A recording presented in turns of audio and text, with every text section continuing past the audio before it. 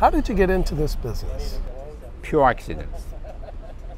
The reality that I wanted to be a surgeon, I just cannot sustain blood, so I had to change, and I went to learn something else, and I became an engineer.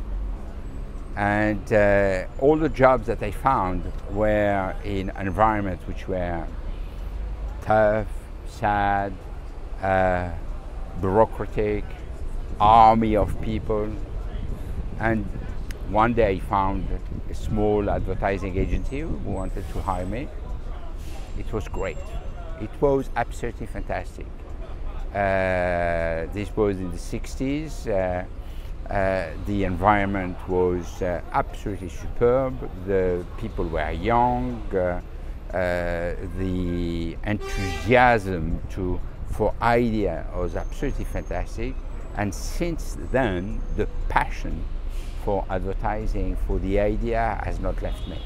And what was your first job?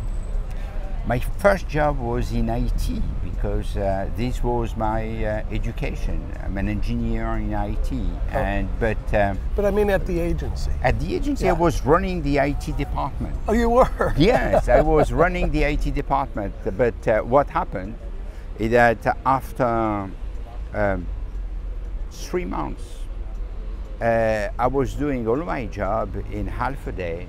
So all the afternoon, I was with the creative department, and I was thinking about how we can find new ways of creating new solutions, etc.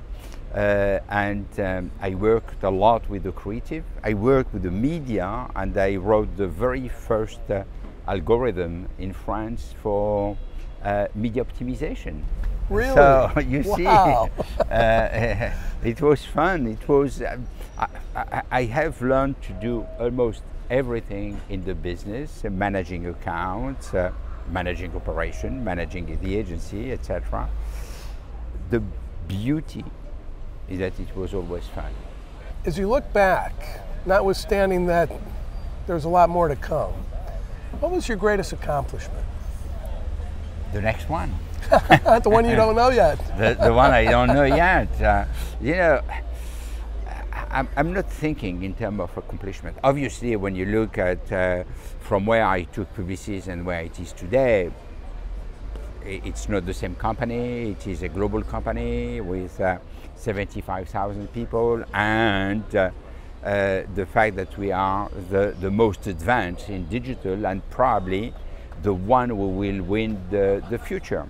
But for me, the greatest accomplishment is when a client sees that with our work, whatever it is, in digital, in media, in creative, in brand building, we are transforming his business.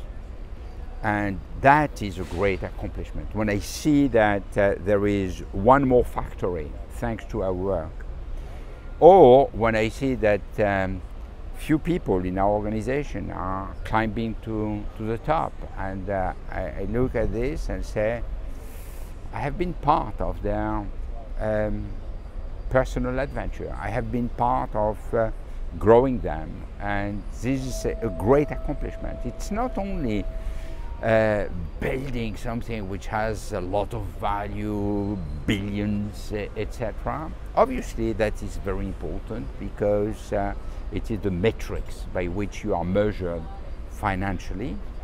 But I think the most interesting aspect in our business is the human aspect. It's the fact that ideas are coming from human beings. So it's there is no other way of creating a great campaign than finding the right idea, that the emotional bond is created by human beings, and the strategic aspect of a client is very often changed, monitored, directed thanks to a few ideas. So ideas are essential, and this is what is making my day. I love that. Everybody always thinks successful executives just have a nice, easy climb to the top. If you look back, what was one of your greatest setbacks, and what did you do to get through it? I had many setbacks, not only one. It's like when you are riding horses. As soon as you fell down, you have to jump over again and again until you win. And I think that I have lost clients. I have won much more than I have lost, fortunately. I have lost some people who I loved, and this was a shame, but I have hired better people, and this was great. I had some difficulties with some acquisitions, and I overcome those difficulties through some interesting ideas. So the setbacks is what is making you stronger. In fact, I think at each of the hurdles that I had to jump, and each of the obstacles or difficulties or setback, I get out of this stronger.